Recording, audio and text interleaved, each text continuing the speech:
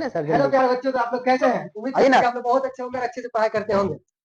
तो जैसा कि हम कल आप लोग को पढ़ाए थे हिंदी का लेक्चर, ठीक है, दिए थे, जो आप लोग को उम्मीद है कि आप लोग पूरा देख लिए होंगे। हम उम्मीद करते हैं आप लोग से जो आप लोग को बोर्ड एग्जाम में आने वाला है वो सेम क्वेश्चन ही आपको पढ़ाया जा रहा है, उससे ही रिलेटिव आपको पढ़ाया जाएगा, ठीक है। क्योंकि अभी का समय वो नहीं है जो पूरा आपको पढ़ाया जाए, जो आपको बोर्ड एग्जाम में आएगा वही क्वेश्चन पढ़ाया जाएगा आपको।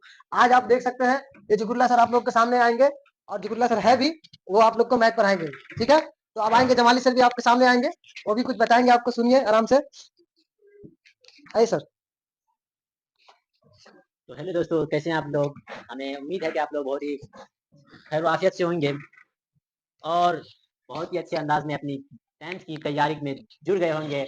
हेलो दोस्तों, कैसे आप सभी लोग? आज हम लोग द्विघाती समीकरण का वंशज करने के लिए आए हुए हैं और मैथ का बहुत ही इंपॉर्टेंट टॉपिक है जिससे बहुत सारा क्वेश्चन आता है। तो आज हम लोग द्विघाती समीकरण पढ़ेंगे, तो आप लोग अच्छे से पूरा वीडियो देखिएगा और लास्ट तक देखते रहिएगा। तो चलिए हम लोग द्विघाती समीकरण आज करने के लिए आए, तो करते हैं। तो द्विघाती समीकरण में सबसे पहला समीकरण होता है जो कि आप लोगों को पता होना चाहिए। पहला होता है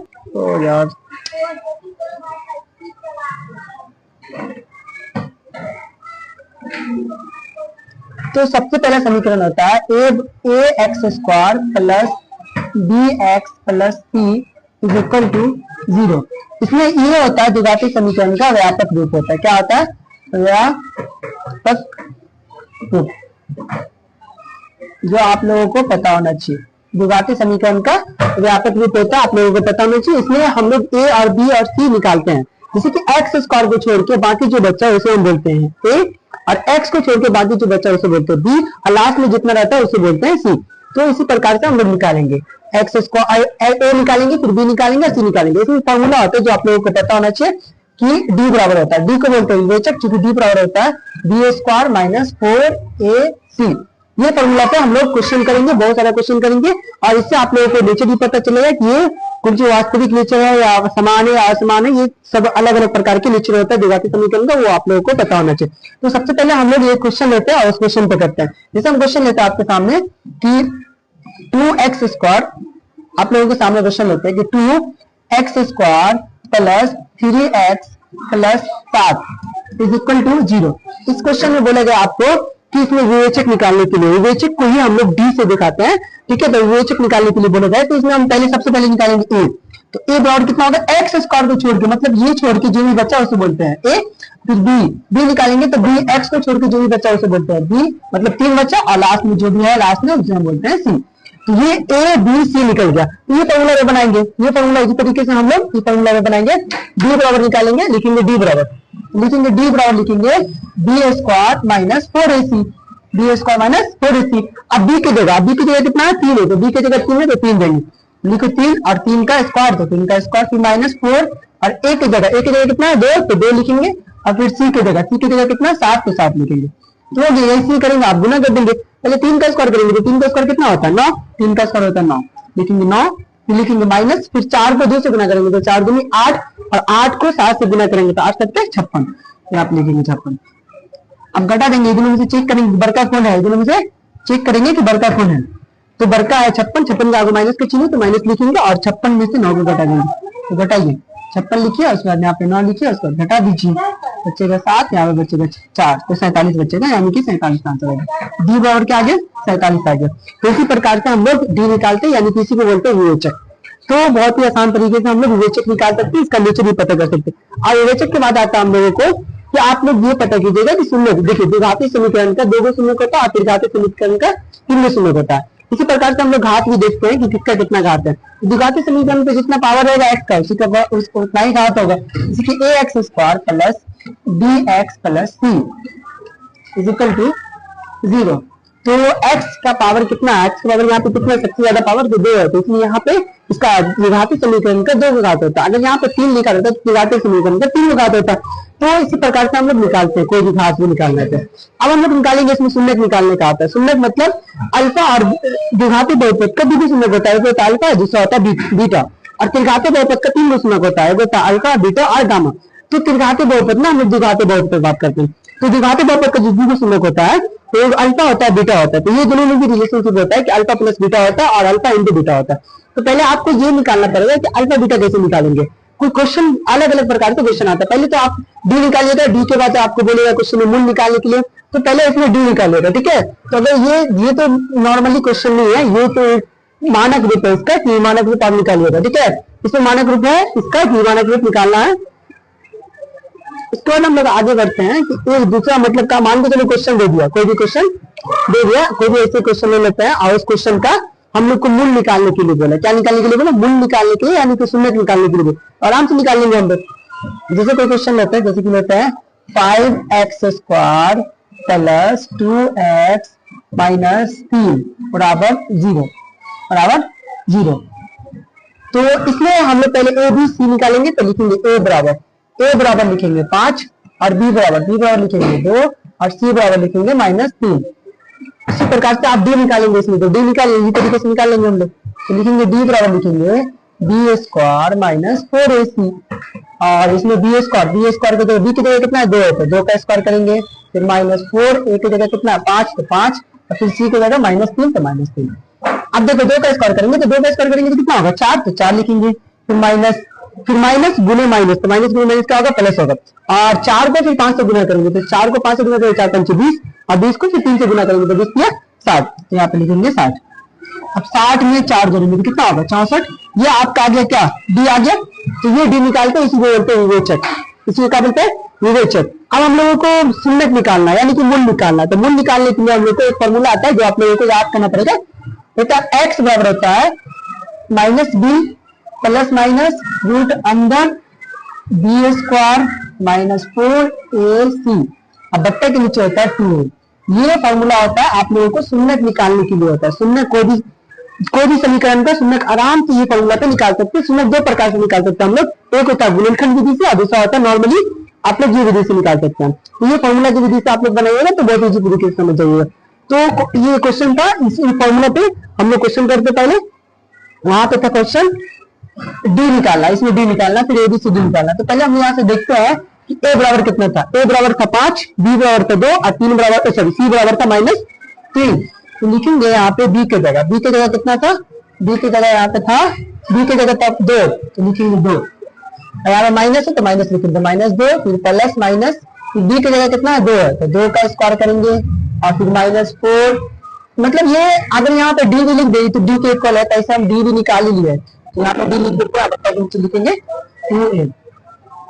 2a। तो यहाँ पे डी की जगह हम लोग पूरा का बैठा देंगे। यहाँ पे डी कितना आ गया था, डी कितना आया था, डी आया था 64, तो लिखेंगे 64। यहाँ पे लिखेंगे रूट के अंदर 64। अब बराबर में लिखेंगे -2, तो -2 फिर प्लस माइनस।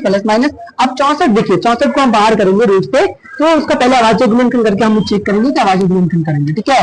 तो कीजिए, 2 से लगाएंगे तो फिर 2 3 6, फिर 2 दूनी 4, फिर 2 से लगाएंगे तो 16, फिर 2 से लगाएंगे तो 8, फिर 2 से लगाएंगे तो 4 और फिर 2 से लगाएंगे तो 2। अब देखेंगे चेक करेंगे कितना 2 आया। 2 को 2 का 1 2 बार होता है रूट से, तो 1 2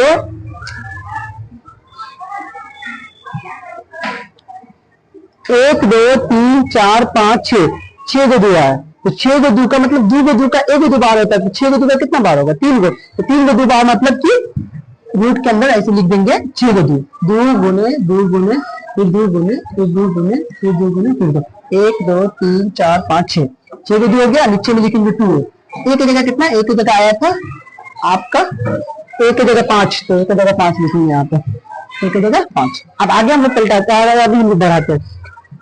फिर -2 लिखेंगे, x बराबर -2 प्लस माइनस, अब 6 को 2 था, इसे निकाल देता हम लोग, 6 को 2 का 3 को 2 बार होगा, तो 1 फिर 2 फिर 3। बट्टा के नीचे लिखेंगे 2 को 5 से गुना करेंगे, कर लीजिए गुना, 2 को 5 से गुना करेंगे, 2 पंचे कितना होगा 10, 2 पंचे 10 होगा, तो यहाँ पे लिखेंगे 10। अब यहाँ पे एक और प्लस में साइड करेंगे, एक और माइनस में साइड करेंगे, तो अलग अलग कर देंगे दोनों को। तो कीजिए, लिखेंगे x बराबर लिखेंगे -2 फिर प्लस, फिर 2 दूनी 4 दूनी 8, तो आप लिखेंगे 8 बट्टा के नीचे 10, एक प्लस वाला साइड करें, एक और माइनस वाला साइड करें, तो -2 फिर -8 फिर -8 बट्टा के नीचे 10। ठीक, अब देखिए, अब दोनों में से चेक करेंगे कि दोनों में से कौन वर्ग का, 8 वर्ग का 8 का आगे प्लस का चाहिए, तो प्लस लिखेंगे, 8 में से 2 घटाएंगे मुझे कितना बचेगा 6, अब बट्टा के नीचे कितना 10। और यहाँ पे लिखेंगे, यहाँ पे दोनों माइनस में, तो माइनस का चिन्ह लिखेंगे और जोड़ देंगे दोनों को, बट्टा के नीचे 10। 10 इकाई 10, 10 इकाई 10, 2 तिया 6, 2 पंचे 10, ऊपर में कितना आया, ऊपर में आया 3, प्लस में 3, अब बट्टा के नीचे 5, और अगला में कितना आया -1। तो एक सुन्नत देखिए ऐसी करके निकल गया मेरा सुन्नत। देखिए तो पहला वाला जो निकलता है उसको बोलते हैं अल्फा, दूसरा वाला जो निकलता है उसको बोलते हैं बीटा। तो लिखेंगे यहाँ पे कि अल्फा बराबर लिखेंगे। चलिए आगे हम लोग करते हैं, लिखेंगे अल्फा बराबर कितना आया, अल्फा बराबर आ गया आपका +3 बट्टा के नीचे 5, +3 बट्टा के नीचे 5, और लिखेंगे बीटा बराबर, तो बीटा बराबर क्या आएगा -1।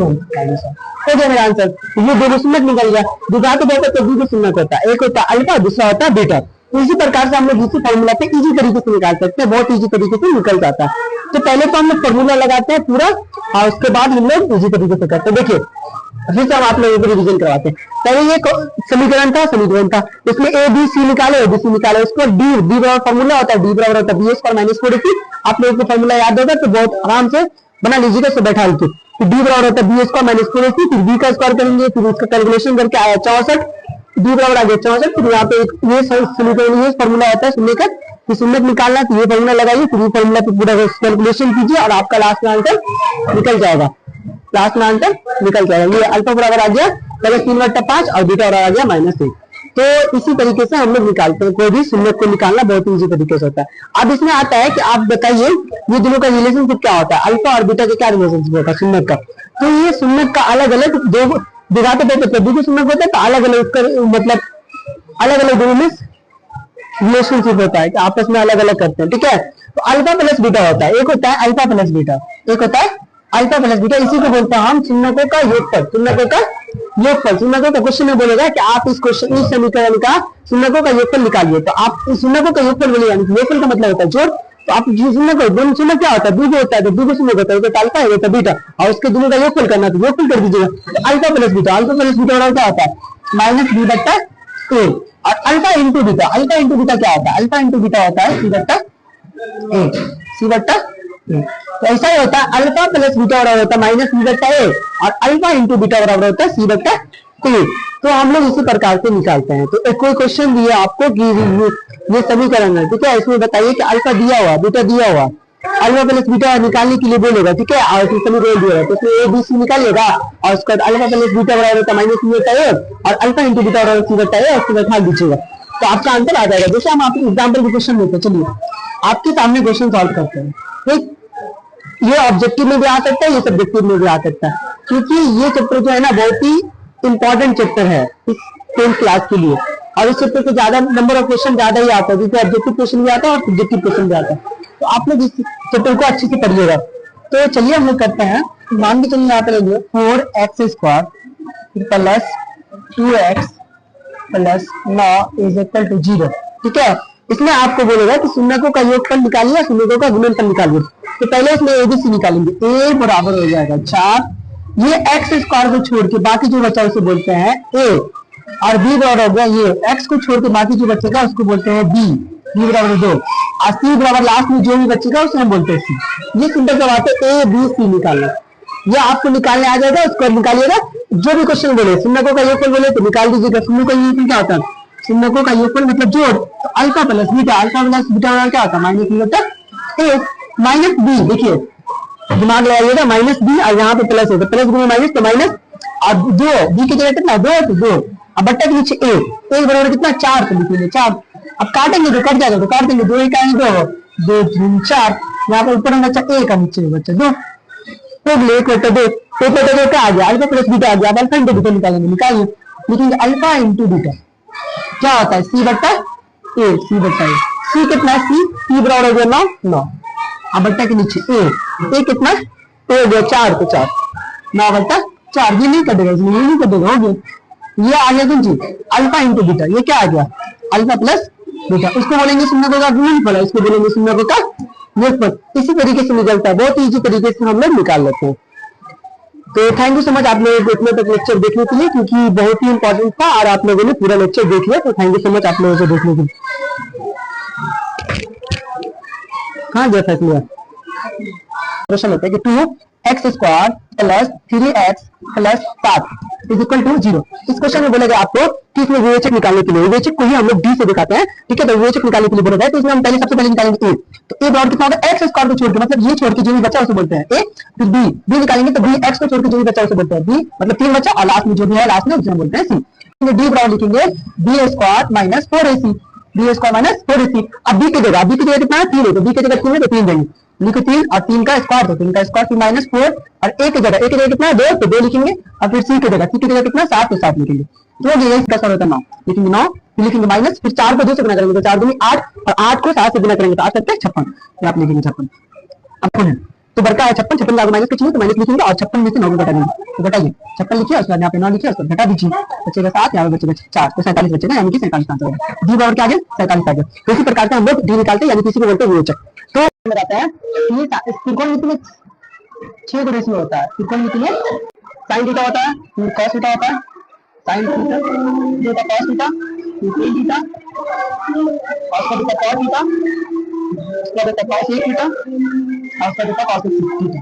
ये 6 गुण इसमें होता है, आप लोगों को पता है कि 6 गुण होता है, sin theta, cos theta, tan theta, cos theta, cos theta और cos थीटा, जो फिर इसमें अलग-अलग फार्मूला बनता है, वो आप लोगों को रिवीजन करवाता है। तो सबसे पहले हम लोग त्रिकोणमिति में हम एक त्रिभुज का प्रयोग करते हैं, त्रिभुज का नाम है समकोण त्रिभुज, हम लोग समकोण त्रिभुज का प्रयोग करते हैं। समकोण त्रिभुज क्या होता है, समकोण त्रिभुज हमने देखा इसी लाइन से समकोण त्रिभुज है, ये होता है समकोण त्रिभुज क्या हो गया, समकोण त्रिभुज का एक कोण 90 डिग्री का होगा, क्या होगा 90 डिग्री का होगा, और इसका नाम लिखते हैं, इसका नाम लिखते हैं और इसका नाम लिखते हैं, सबसे हम बोलते हैं टर्म यानी कि इसको बोलते हैं h और d, और दूसरा का लंब इसको बोलते हैं लंब यानी कि d, पता नहीं चला आइए तभी इसको बोलते हैं आधार प्रश्न होता है कि 2x² plus 3x plus 7 is equal to 0। इस क्वेश्चन में बोलेगा आपको कि इसमें विवेचक निकालने के लिए, विवेचक को ही हम लोग डी से दिखाते हैं, ठीक है। तो विवेचक निकालने के लिए बोला जाए तो इसमें हम पहले सबसे पहले निकालेंगे ए। तो ए बराबर कितना होगा, एक्स स्क्वायर को छोड़ के, मतलब ये छोड़ के जो भी बचा उसे बोलते हैं ए। फिर बी निकालेंगे तो बी एक्स को छोड़ के जो भी बचा उसे बोलते हैं बी, मतलब 3 बचा और लास्ट में जो भी है लास्ट में उसे हम बोलते हैं सी। डी बराबर लिखेंगे B square minus 4ac, B square minus 4ac। अब बी की जगह कितना है 3 है, तो बी की जगह 3 है तो 3 देंगे, लिखो 3 और 3 का स्क्वायर, तो 3 का स्क्वायर फिर माइनस 4 और ए की जगह कितना है 2, तो 2 लिखेंगे और फिर सी की जगह कितना 7, तो 7 लिखेंगे। तो ये इसका सॉल्व होता है 9, लिखेंगे 9, फिर लिखेंगे माइनस, फिर 4 को 2 से गुना करेंगे तो 4 दूनी 8 और 8 को 7 से गुना करेंगे तो 8 7 56, ये आप लिखेंगे 56। अब है तो बड़का है 56, 56 लागू माइनस के चाहिए तो माइनस लिखेंगे और 56 में से 9 को घटा देंगे, तो घटाइए 56 लिखिए, उसके बाद यहाँ पे 9 लिखिए, उसको घटा दीजिए, बचेगा 7, यहाँ पे बचेगा 4, तो 47 बचेगा, यानी कि 47 आंसर होगा। डी बराबर क्या आ गया 47 आ गया। तो इसी प्रकार से हम लोग डी निकालते हैं, यानी किसी को बोलते हैं विवेचक। तो हेलो दोस्तों, देखिए आप लोग कल चला था 10th का हिंदी का, ठीक है। आज चला है क्लास 10th लिखा हुआ है, क्लास 10 2026 में जितना लोगों का एग्जाम है पेपर, ठीक है। मैथ जिसका है क्लास 10th में, मैथ तो लगभग का सबका है, 100% लोगों का मैथ है, ठीक है। तो मैथ वालों के लिए ये बहुत ही इंपॉर्टेंट वीडियो है, आप लोग ये वीडियो देखना ना भूले। लाइव भी है, रिकॉर्डेड भी है, ठीक है। रिकॉर्डेड वीडियो आपको अपलोड अभी कर दिया जाएगा, ठीक है। आपको लगभग मान लीजिए कि 10 बजे तक ये वीडियो आपके पास चला जाएगा, तो आप लोग ये वीडियो देखना मत भूलिए। किसका है तो आप लोग जानते होंगे, जाने माने आपके सर है जिक्रुल्लाह सर, ठीक है। तो आप लोग इस वीडियो को फुल देखिएगा, फुल वॉच कीजिएगा। दूसरी बात यह है कि आप लोग अपना अपना कमेंट ही बताइएगा, एक लाइक दे दीजिएगा, लाइक आपका अटेंडेंस है। अगर आप लाइक देते हैं तो आपका अटेंडेंस बन जाता है एफजेड एजुकेशन पॉइंट पे, और एफजेड एजुकेशन पॉइंट पे आपको हर सोल्यूशन का हल मिलेगा, आपको जो आपका क्वेश्चन हो सबका हल मिलेगा, ठीक है। आप लोग फुल वीडियो देखेंगे, ठीक है। चलिए, थैंक यू।